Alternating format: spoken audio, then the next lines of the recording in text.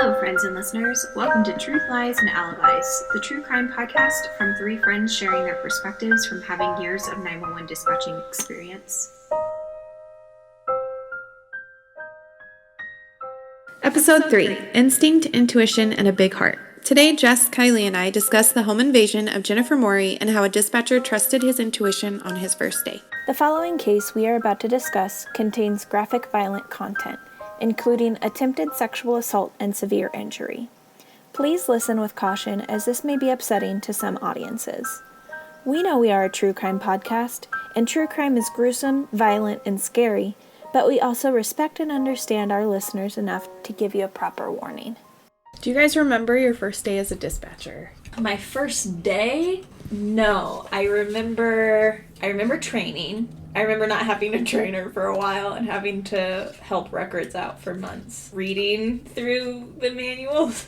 I remember one of the first calls I ever took with one of our regulars here in town, who's an honest joy to speak to. She was wonderful. But I don't remember my very first call or anything like that. I don't remember my first day. I don't remember my first day, but I remember the first day I was signed off, when my trainer finally signed me off, and I was working the county radios, and it was one of the busiest. I had all of the channels for the entire county, and I had a plane crash and a suicidal veteran where I had to call out the bomb squad and the SWAT team with only like 2 deputies on in the area. Jesus. And a Forest Service unit. And then in the main district, I had a squad that was really busy with traffic and pulling warrants and getting in fights. And I was all by myself for hours because my trainer had signed me off that morning and then disappeared. When things finally calmed down, she came back in and she was like, "You doing good? The whole county blew up?" And I was like, "Yeah, it did." And no, I need a break. Yeah. Now that you're back, I need to leave, please. I remember being really stressed out and like really nervous that I wasn't going to know what to do, but I did, and I'll never forget that day. It was like one of those days of like you can rely on your team, but at the same time like you learn to rely on yourself because you have the knowledge to get stuff done. What about you? I don't remember, I don't think. I know when I started as a dispatcher, I started as an EMS dispatcher. So I remember sitting there and getting trained. I remember one of my first 911 calls was for a crash on the interstate, and it was a motorcycle versus an SUV. And I remember that. I'll always remember that. Then I went to DPS, and I don't know, it all kind of blurs together. Yeah. You know, yes, it's exciting, and you're really just trying to get through training. And you just are like, oh God, can I just make it through this day? It's so overwhelming and I don't remember, but today's story is about kind of a dispatcher's first day as a 911 dispatcher and another home invasion, because apparently I have a thing for home invasions. So today's story is about Jennifer Morey. In 1995, she was a young new attorney who had just moved to Houston and found what she thought was the perfect apartment complex. It was close to downtown and seemed very secure with an 8-foot-tall security fence. One of the main reasons she chose the complex was because it offered 24-hour security officers on the property. The security company was Pinkerton Security. According to Pinkerton's website, risk management and security is not just what we do, it's our calling. The company also says being a Pinkerton agent means we are your trusted partner, because at Pinkerton we never sleep. And those are quotes from their website. A couple weeks after she moved into the apartment, on April 15th, 1995, in the early morning hours, after a night out with a friend, Jennifer wakes up because she feels pressure pushing down on her. She feels a little groggy, and it takes a second, but she realizes quickly that what she feels is a man on top of her. The man is trying to yank her underwear off. She struggles against her attacker, and in an interview with I-Survive, Jennifer says, "And I reach my hands up, and I feel this knife that's being held against my throat," she said. "And it was the clearest thought that went through my brain and woke me up. Oh, I'm being raped." That's what she thought. She doesn't know how he got in there or anything. When she got home, she did her normal nightly routine. She didn't notice anything was off. Jennifer begins to scream loudly while continuing to fight against her attacker. Later, she found out that people in 15 different apartments heard her screams for help. Not one of those people called 911. Not one. And at least 20 people in 15 of those apartments. Out of 20 people, 0 people called. And she's said she's like clearly screaming for help. I'm not sure if they just didn't want to get involved or they thought someone else would call, but hearing all of the people heard her cries for help and did nothing is shocking to me. Because normally you would think people call for kind of ridiculous things sometimes and then important things like this. And we get a million calls. It's either, I feel like it's either all or nothing. It's either everybody calling about something or nobody does. And that's for the little things and the big things, I think. That's true. So in her case, no one calls. The attacker becomes even more upset with Jennifer as she continues to fight back and he stabs her in the face. At this point, Jennifer says that she thinks he cut her eye out. During the attack, the attacker says, "Jennifer, shut the hell up." So he knew her name. He knew who she was.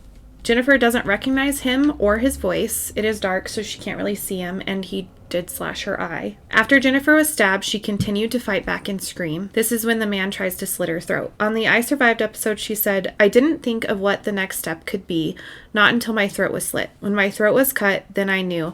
That was the first time that I thought, I'm gonna die. I didn't want to die, I just wanted to get out of there, and I would have done anything to live at that moment." The attacker grabs Jennifer by the hair, pulls her across the room and into the bathroom.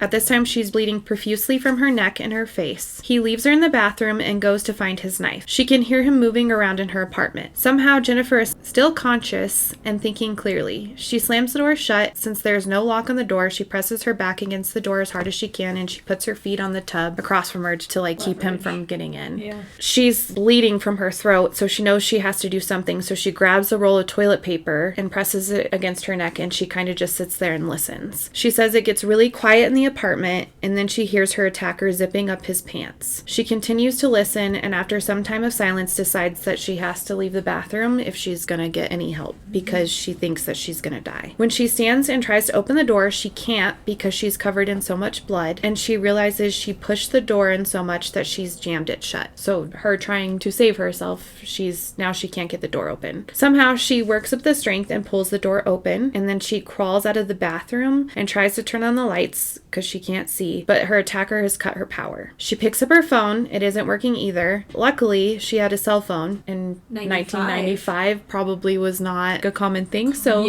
thank God she had a cell phone. Yeah. She dials 911, and her dispatcher who answers is Richard Everett. He's working his very first shift as a 911 dispatcher when he gets her call. Can you imagine? But when I was listening to the 911 call, I was surprised at how calm and collected he actually is, because you wouldn't think on your first day that you would be. So I'm going to play a little bit.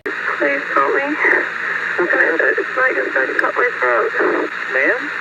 There's blood everywhere. I'm covered in blood. You knew my name.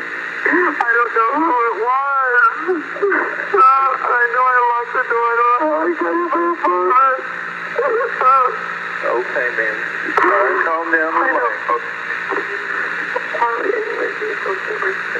don't know. We have some crazy people in this world. But, you get almost found on the what's your name? My name is Richard. I'm sorry, I'm calming down. But there you go. You're doing fine right now. You're doing fine. Don't answer the door right now. Hello? It's security. It's security? What's your name? Can you see out the little peephole? Oh my God. I can't see anything. It's open. So it's kind of hard to hear, but I have what he says. Jennifer says, "Please help me. This guy just tried to cut my throat." Mm-hmm. The dispatcher says, "Ma'am." She says, "There's blood everywhere. I'm covered in blood. He knew my name. Mm-hmm. I don't know who it was. I know I locked the door. I don't know how he got in the apartment." He says, "Okay, ma'am, try and calm down a little bit." And she says, "Why would anyone do something like this?" And Richard says, "I don't know. We have some crazy people in this world, but I want you to stay on the line." And then she asks, "What's your name?" And he says, "My name is Richard." And she says, "I'm sorry, I'm calming down." And he says, "There you go. You're doing fine. Right now, you're doing fine." I don't know if you could kind of hear him, but he was just calm. Yeah. And he wasn't like, "Oh my God," freaking out, you know? Right. Go ahead. Oh, sorry. I was going to say, well, and no matter how, so your trainer or whatever is going to tell you, like, hey, these are the calls that you can experience, whatever. It's your job to be the calm voice in the storm and, like, guide them through it. But sometimes, like, and I've had this experience in picking up the phone, like, you think you've heard everything. You get to a point where, like, or you think you, like oh, I'm going to answer it and it's going to be somebody getting beat up or something. But when somebody truly says, somebody slit my throat, or I've been shot, or I've been stabbed, or I just witnessed somebody get run over, it shocks you. Like, there are moments where, I know there was one 911 call, I do remember going, oh, on 911, because I was so shocked at the first sentence that came out of there. I wasn't expecting it. Even though, like, I've been trained to expect the unexpected, but sometimes this stuff hits you so hard. So with him, like, yeah, he did a really good job. Yeah. Like, he was on it, but you could, I think in the beginning, he was expecting, like, a heart attack, not, hey, some guy just broke into my house, tried to rape me and slit my throat. Yeah. When he said, ma'am, yeah. I think definitely have had to repeat things back to people. Because Yeah. I'm like, I'm sorry, you said what? Well, I think, and that kind of ties back to what we talked about before, that there are some things that you cannot train for, that you have to have that innate ability for. And something like that, hearing something like that and not immediately freezing, having that moment, but then carrying on and continuing, and the ability to get over that initial shock. Yeah. That's what's important. I just found it interesting that he said, I don't know, we have some crazy people in this world. Yeah. Like, well, acknowledging what she's saying. Yeah. But he's also using a tactic of, he's having that open conversation and making it, not that this is a normal, and I put normal in quotes, like a normal experience, but bringing it back to like us, like we're just talking. Right. And it's bringing that person, like, whether he knows it or not, it's bringing her back to a level where she can communicate, and she's not like, oh my God, my throat's cut, I'm bleeding, I can't see, where is he at? Like, your adrenaline is so high that he's like being like, I don't know, but there are crazy people in this world. Let's, you know what I mean? But like, I'm here to help you. I'm here to help you. I'm like, he's answering that question. Yeah. Yeah. Yeah, because I think I've definitely had experiences like that where somebody's said something similar, or like, why would this happen to me, or something like that, and you don't have the answer. There's no answer to that. So it is kind of just saying, and I don't want this to sound as cold as I think it does, but it's telling them what they need to hear. The fact that I don't have the answers, and I'm sorry this happened to you, but I promise I'm doing everything I can to help you. Yeah. I like how he acknowledged what she had said. Yeah, I think he did a great job. Because he could have just said, I don't know, moving on. Like, right. Yeah. We're like gone right into questioning, because you have some dispatchers who do, they like, that person will be like, he hit me, why would he hit me? And they're like, and it comes what is he back wearing? To that, lack of compassion or lack of experience, where they're like, well, where's he at? Mm-hmm. What is he wearing? And then they stack their questions, and then that confuses them. Is he armed? Yeah. Like, they'll be like, can you just send somebody? And then the dispatcher gets annoyed, and they're like, they're coming, but I need you to answer these questions. Well, they're not. That person's not trying rational. To be... Yeah. Like, your caller isn't trying to get under your skin. Your caller is trying to rationalize the event that they just went through. Like, yes. A traumatizing experience. Yeah. Yes. Like, whether it's a car accident, or there was one call where, I don't remember all the details, but I know it was a guy, I believe he committed suicide on a highway, and a delivery truck was driving by and saw him laying on the ground. That delivery truck driver did not expect to get out of his car and find somebody on the ground. Yeah. And that person called 911. They're doing everything that the 911 dispatcher is asking. And that person's trying, like, you can tell they're trying to keep it together, but they're trying to rationalize, like, oh my God, I woke up today to deliver my packages. I didn't want to find And I found a guy dead on the highway. Like, they're It's just not, trying to get through that moment. And your questions sometimes are not, it's like that, it does not compute, right? Like, it's not, they're not going to be able to answer it, or they're still trying to question why they're in the situation that they're in. But he did a really good job. He did. I think, too, it goes back to your training, because at DPS, we were trained to get a call in 60 seconds, to get as much information as you can in 60 seconds, get it in and send someone.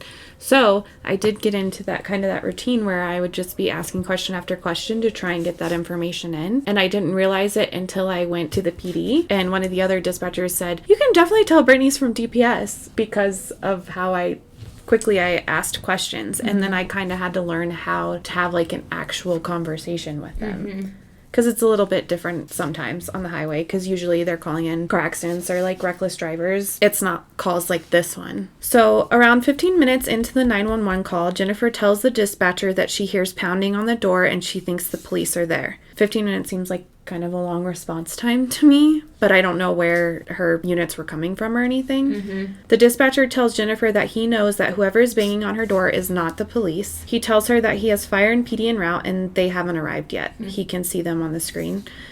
The subject banging on the door tells Jennifer that they are with security. In the I Survived interview, Jennifer says that the voice is promising her help, but is very insistent that she opens the door. The 911 dispatcher continues to stay calm, and he tells Jennifer that if she doesn't know who is outside the door, she shouldn't answer it. God, that's smart. Yeah. That you can't teach that. No, that's just a smart. On your first day, he says. Yeah. He tells her that he has help en route to her and to leave the door locked. And he says, I just want you to wait. You're going to be fine. Just wait. I have another little thing from the call, the words that were said and everything. The dispatcher says, don't answer the door right now. The man in the hallway says hello. And Jennifer says, they said it's security. And then she says, what's your name? And then he asks her to look through the peephole. And she says that there's a man there offering help. And in the episode, she said, I related this to my dispatcher, and he said, Jennifer, if you don't know who's on the other side of the door, don't open it. So she follows his directions, and she doesn't unlock the door. She, refuses to unlock the door. And the security guard on the outside, or the man that says he's a security guard on the outside, continues to knock, continues to be like, let me in, let me help you. And he's, really insistent on it. And then minutes later, she hears more knocking at the door, and that's when Richard tells her that the PD is there and that she can open the door. It's safe to open. Right after opening the door, she collapses, and she can hear police saying that there is another victim. They are saying that the security guard who was knocking on her door was attacked as well. He saw the attacker jump through her window, or at least this is what he had told her, told the police that he had seen the attacker jump through the window, and he tried to pursue him, but he was also stabbed. She's rushed to the hospital, and she loses consciousness. Her stab wounds are pretty severe. Yeah, she was probably only going off of adrenaline while on that phone call. Yeah, and who knows how long the attack actually lasted. Yeah. Because nobody called 911. As they're going through the apartment, after they take her to the hospital, they notice a few things. First, they see there is blood everywhere in the apartment, a lot of blood. Second, the attacker left his underwear and a hat on scene. A Pinkerton security hat inside the apartment. Oh, geez. That's why he knew her name. After finding these items, they bring the security guard that was on duty that night, the one who said he was attacked, back in for questioning. His name is Brian Wayne Gibson, and he had been a security guard for Pinkerton for about 3 years. He had some complaints filed against him for arguing with customers at previous job sites, so he had been moved 2 times from different posts, or whatever they're called, in security, because he had had complaints. And then one of the times he had also been working at a construction site, and he had taken somebody's car without permission. Oh, interesting. And instead of firing him, they moved him to Jennifer's apartment complex, where I'm sure there were probably other single people living, and he had just recently been moved to work there. When they interviewed him, they were inspecting his clothes and body and realized there was blood spatter on his socks and scratches all over his body. They think that he probably was her attacker. Apparently, the Pinkerton security didn't have the best history in Texas then, because when doing research after he was arrested and Jennifer hired a lawyer, and doing research they found that 130 Pinkerton guards were convicted of felonies between 1991 and 1995. It just seems like not a smart idea to hire felons for a security job. Were they hired as felons or committed felonies? Do we know if they committed felonies while working there? I would have to look into it, but from some of the stuff that I saw, some of them had priors. Yes, but they didn't actually do a background check the way they should do one, or the way they do one nowadays. Yeah. The company still exists today, and that's where I got the information at the beginning of the episode. You can look at their website. They've, since this has happened, gotten better at their background checks and stuff. Brian Wayne Gibson was convicted of attempted murder and was sentenced to just 20 years in prison. So that was in 1995. Then he's out of prison now. I just, not any, there are people out there that, so they have a felony, they do change their life, more power to them. Absolutely. But, it would seem it's really nice to have it, to know the employers who do hire felons because they are trying to improve their life. But at the same time, it just seems like stuff like that, law enforcement or security or the medical side, to stuff. Like, it would be, you would just have either a better background check and understanding of a person that you're putting in a position of authority. There was a couple other stories. There was one story about a Pinkerton guard, which I didn't look into too much, but he had worked for Pinkerton, and there was a 13-year-old who was walking home from school, and he stopped in front of her, and because there were witnesses, and flashed like a badge at her and took her in his car, took her into the desert, and he raped her and then shot her. She somehow survived. Wow. But stuff like that. And I guess he also had a history. How is this company still in business? This company is still a thing? Mm-hmm. I looked at their website. They're still going strong. I mean, like, I'm sure they faced a ton of legal. Yeah. I'm surprised something like that wouldn't bankrupt a company. That's what. Or give them such a bad, like, if I heard that, if I was a business owner or some sort of, like, if I owned a business that needed security and I heard that this company I was looking into had this kind of history, like, I would hire them, please. Yeah. Gibson had missed Jennifer's jugular vein by millimeters. The stab wound on her face just barely missed her eye. And after getting out of the hospital, she moved out of her apartment. And, and filed a lawsuit against Pinkerton Security. And in 1998, she was awarded an undisclosed amount of money from the agency. So then that same year, she also opened her own family practice in Fort Worth and met her future husband. Long after the attack and the harrowing 911 call, Jennifer and Richard are still good friends. That's great. And in a quote, she was talking about Richard, she said, "Having instinct, intuition, and a big heart saved my life. And for that, he will always be one of the most important people that's ever impacted my life. And I was lucky enough that when I got married, he came to my wedding." Oh, I love that. That's great. Isn't that sweet? That's like one of our dispatchers who did CPR for, it was actually a retired deputy's wife. She survived, and they came there. She goes to family functions. They're very close. They came to her wedding. Every year on the anniversary that day, they send her like a heart gift. So whether it's a mug or a heart-shaped something, it's really cool. That's really sweet. It's awesome. That's so great to hear. Her comment about having like instinct and intuition and like that comes into it, like kind of like that street smarts. It's not just about book smarts, but it's about being like knowledgeable and the bad things that can happen around you. So like you do go into a restaurant and you do like, even if it's subconscious, you have an exit plan if something happens. For him to be able to do that, and it seems like it's kind of rare that you find that in a lot of people, and that's what, not no offense or anything, but that's what makes a pretty great dispatcher, is when you do have that natural ability to like think outside the box. You know you're sending help, so if it's not somebody you know who is yours, then don't let that person in. That was great. That saved her life. Like that guy was probably gonna. He came back to kill her, probably to finish it off. So. See, that's some of the stuff that I read or listened to. They were asking why would he go back? And I think either he went back to finish the job, or he realized my hat is in there. Yeah. And that's going to link me. I mean, he's the only security guard on at night. So of course they're going to be like, where did this hat come from? So I think, and maybe that's why he was so insistent on getting in there, because if he could get in there and just take his hat, he could be like, oh, I came to help her. Yep. Because she probably didn't notice that. Right. Yeah. You know? Jennifer Morey is still a practicing attorney in Texas, and she specializes, like I said, in family law. She speaks a lot about what happened to her and everything. I just think it's crazy that he only got 20 years and he's living in the same state as her. Well, and that was his only charge, because it's clear he had the intention of rape as well. It may have been the only charge that stuck. So maybe the officers charged him more, but depending on what the county attorney or whatever looked at, it may have been the only one that they could truly make. That makes sense. Or he took a plea. It's also having that like PC, right? Like that. Yeah. And how you can articulate why he was charged with this and how that attorney can best defend that, not the person, but defend that argument as to why he was charged with this. Kind of like the eye-opener of the justice system and where things could be better. For him to serve 20 years and be out in 20 is for that kind of crime. I would hope that he was put on like intensive probation or made a sex offender or something like that. That would be interesting to look him up and see where he is now.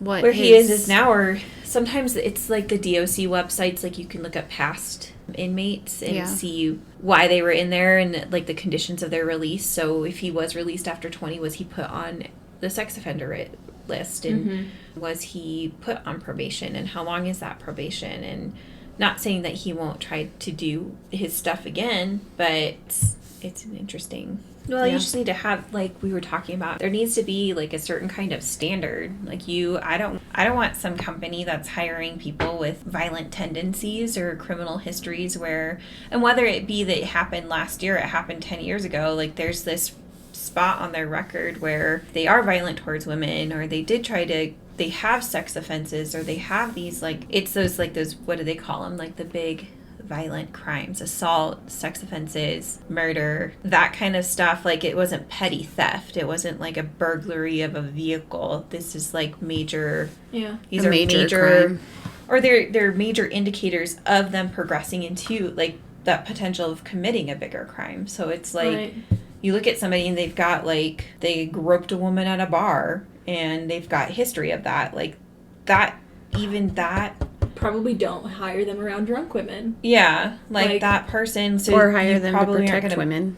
Yeah. Make them a bouncer. Right. Yeah. You're probably not going to put them in a security role. Whatever. Yeah, like I think it's definitely like just being aware of things and having that mindset of to put it very generally and to like really narrow it down and to simplify things, not making any sort of connections, but like if you're an addict, you stay away from what you're addicted to. As an alcoholic, shouldn't work at a bar.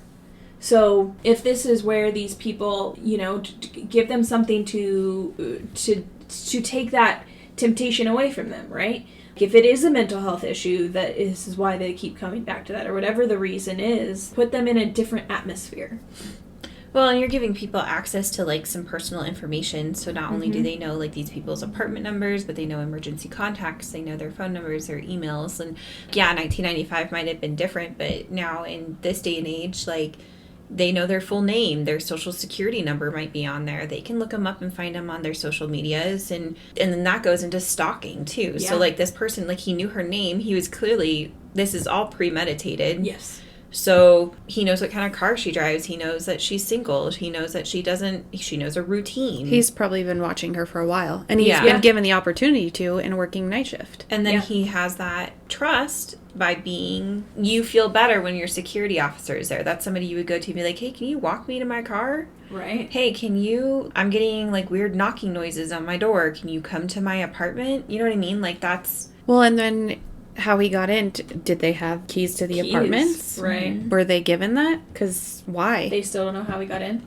Like, it was never official? I think he might have gotten in through the window, and that's why he jumped out the window and said, I saw him jump out the window and tried to fight him off in case someone saw. Right. The fact is he had, like you said, time to stalk her. He had time to follow her routine. He knew because he knew the layout of the apartments. That's true. He knew everything that he needed to know to get in there. Yeah. So you're giving a person with past violent history an opportunity to play out whatever fantasy they have, right? So basically it seems like for a security company or like even in dispatch, like I mean you really need, that's why they do such an extensive background on everybody, because you have access to all this personal records, you know, like you're doing NCIC, the National Crime Database, like, you know, criminal histories, you know, people's licenses, you see, like, it's everything. Yeah. So there's no, it's really important to really know the people that you're putting in there. And like I said, there are people out there that it's hard for them. They want to, like, maybe they got caught up wrong place, wrong time, caught up in a bad moment. Right. Shit happens, but it's not, you can't trust everyone as much as, like, that's just a naive concept. Like, you never really know what somebody's intentions truly are. Yeah. So, well, even when you do extensive background checks, I mean, there's been cases where police officers have done things they shouldn't have done. Like, but let's make it that much harder for people who have bad intentions to be in those positions. Yeah. Like you're saying, like, I definitely commemorate the people that are trying to help people rehabilitate. That's important, right? Because because they're going to be out there in society. It's difficult for them to re-enter the communities and find jobs that are actually going to support them. And then you have the people that make it harder because they go back to their violent tendencies. And so there's that, like, well, we can't trust anybody because we've had experiences with, you know, hiring felons that have just gotten out of prison, and 1 out of 5 might commit another crime, but that's a tarnish on all 4 of them, because now people are even less likely to give them. It's tough, right? Because you want to protect and be aware and guard yourself and your back and whatever company you have, whatever you're hiring them for, but at the same time, it's like wanting to help people out at the same time. Yeah, it's really hard when people come out of prison. There's a lot of hoops they have to jump through. So, or even jail, like, and when you're coming out and you don't have a phone, you don't have your ID, you don't have money, that kind of stuff, it makes it really hard. You don't have a place to go, you don't have any family, and then the system wants you to, like, you need to have your ID, you need to go check in here, you need to go do this, you need to go do that, and especially if you're on probation or something like that. I mean, not that I can see, but, like, some people, like, are like, screw this, I'm just going to commit another felony, like, and then I'll go back to jail. Option. Yeah. And it's hard, like, once you're in the system, it's hard for you to get out of the system.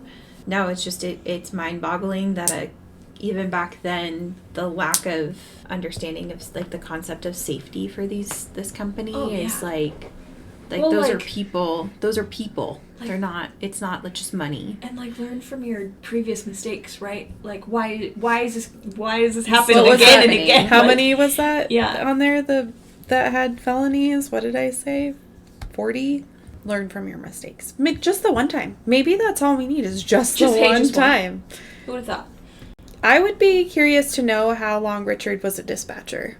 Yeah. I couldn't find anything. I just wonder how long he was a dispatcher. I wonder what he's doing now. He should be training everybody. Future dispatchers. I'll say, I do love coming across something like this, because one of the things I remember way back when I was in training was, you know, every time we'd go over something, the lesson sometimes was like, don't end up on the news. Because majority of the time, dispatchers or call takers end up on the news is when they do something wrong. Yeah, they only want to acknowledge the wrongdoing. Well, it's like the Lasley sisters. Yeah, like the Lasley sisters, and the fact that dispatcher 100% dropped that ball. And that's more likely, and it's not necessarily that that's what they want to show you, it's this, that's more newsworthy. This is, the dispatcher doing the great job and helping this woman is important to Jennifer.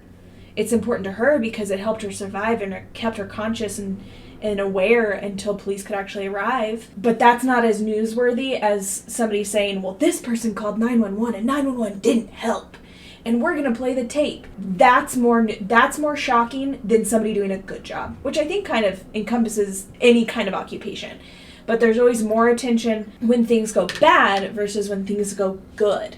So that's why I like bringing to attention situations like this, and like, bravo to Richard, right? Like, first shift on your own, you get a call like that, and that's how you handle it. That's phenomenal. Mm-hmm. Good for you. And like, yes, that's the kind of attention that's what needs to be brought to light, is these people that are working their asses off, that just got signed off, and that they naturally handle a call like that. Mm-hmm. That should be the goal too. Yeah. Everyone should strive for that, handling a call that well, I think. Yes. I think he did a great job. How do you think it would, like, change all, like, just even in the criminal justice world, like, how do you think that it would change how people respond? Like, especially, like, there's a lot of people out there. So I used to go talk to college classes about dispatch. After I left my college, my teacher reached out. A lot of the kids I talked to, when I would ask them, I would say, when you call 911, what do you think you need to tell them? And a lot of them wouldn't say my address, my phone number, my name. They would say, well, we're calling to tell you what happened. And I was like, yes, you are calling to tell me what happened, but what information do you think that I need so that I can help you? They're like, well, if somebody got shot, I need to tell you somebody got shot. Yeah, but where are we going, right? If somebody got shot, the first thing you should be telling me is, I'm at this business. I'm at Taco Bell, or I'm at Target, or I'm at my house, and here's my address. Or if you're at your friend's house, you at least know the street you're on. Because if you know the street you're on, I can probably pinpoint that. I can get people over there. Now, am I going to tell you to look for mail or magazine or something? Yeah. Look at Google Maps. Tell me the address that you're at. Yeah. Yes. pull up your little pin thing on your iPhone. Well, and that's crucial, too, as to why most centers now answer 911, where is your emergency? Because regardless of what's happened, I can't help if I don't know where you're at. And if all you can get out is your address and then the phone disconnects, at least I know where to send people. Because if the first thing you say to me is something else and then the line drops, I can't help you. But you gotta send people. Yeah, although a lot of the kids thought, they're like, well, don't you have the ability to track? And you're like, sometimes we do. Sometimes we get coordinates, but sometimes those coordinates aren't accurate. Sometimes those coordinates are too big of an area. Sometimes it doesn't show up at all. Yeah, sometimes they have their location services turned off. And they can't, so that people can't track them. Yeah. But that's come a long way, though. Thank God for that. Yeah, but it's at the same time, it's like, so if you're just relying that you call, hang up, and we're going to send somebody, that's not always the case that's going to happen. Like, a lot of people truly don't understand, like, how to use 911 or how to request help, like, whether it's police, fire, medics. Like the first thing I want to know is where you are. The next thing I want to probably know is your name, so that when I'm talking to you, I'm calling you by your name. You're more willing to work with me if I know your name. Well, and that's where having that bit of information comes in handy, because if you're panicking and if I know Jennifer's name, I can say, hey, Jennifer, I'm here with you. I understand. Like, I am sending help to you. I promise. Just get here. Jennifer, I'm sending them. I promise. Like that. It's that our subconscious always latches on to when we hear our name. So what is it called? The Tea Party effect. I don't know. He did a really good job. It's really great. It would be nice to hear more about the good things that the dispatchers have done. Like, they did complete CPR and that person lived, or they helped deliver a baby. Like, that's huge. Or even like the simple stuff. Like, for me, like, I did the sign off for my dad when he retired. Like, that's I feel like I would love to see that on the news. But one of my favorite things that never got any attention other than just like me and my reporting party. It was a domestic violence call, and I was keeping her on the phone while officers were en route. It turned into having a conversation. She was able to calm down enough that we were having a conversation, and she was like, this has happened before, and I was able to say, like, well, you deserve better than this. And like, just hearing it from that unbiased third party, having that conversation with somebody to just be like, absolutely, you deserve better than this. And yeah, you don't need him. Like, get out of there. I don't want to have to talk to you on 911 again. I want to have to talk to you again. So having that, like, I know that the reason we're having this conversation right now is something really bad is happening.